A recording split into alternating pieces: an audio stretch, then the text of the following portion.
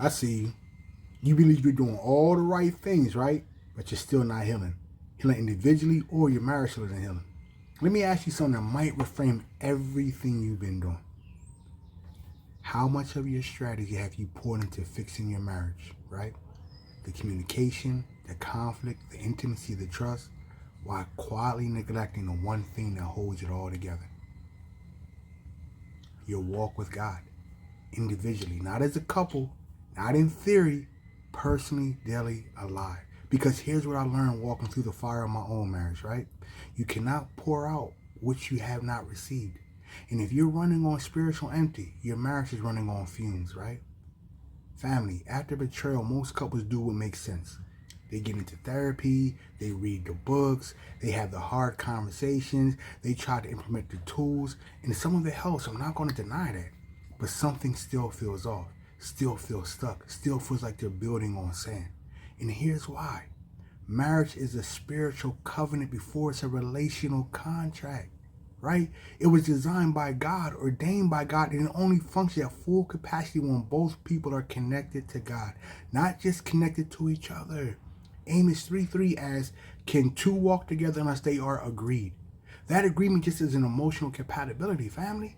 It isn't just shared values or good communication. It is spiritual alignment. Two people facing the same direction, submitted to the same God, building toward the same kingdom assignment. When you're spiritually misaligned, when one or both of you is dry, disconnected, and going through the motions, you bring that depletion into every room of your marriage. The conflict gets louder, the intimacy gets colder, and the distance grows. Not because you stop trying, but because you stop being filled. Matthew 6:33 says, seek first the kingdom of God and his righteousness, and all these things will be added to you. All these things, including your marriage, including the healing, including the trust and the intimacy and the future you keep asking God about. The restoration you're begging God for in your marriage begins with the alignment he's asking in you. Like, what would it be like to have a marriage where both of you are individually full?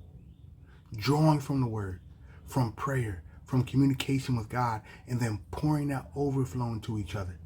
Not two people depleted, trying to get something from the other, but two people who are fed, aligned, and walking in the same spirit-led direction. That marriage, right? It doesn't just survive, it transforms. So here's what I want you to do before you have one more hard conversation with your spouse. Spend time with God first. Today. Not a quick prayer, but like real time. Give him your wounds, your weariness, your marriage. Let him feel you before you try to pour. Then go love your spouse from that place.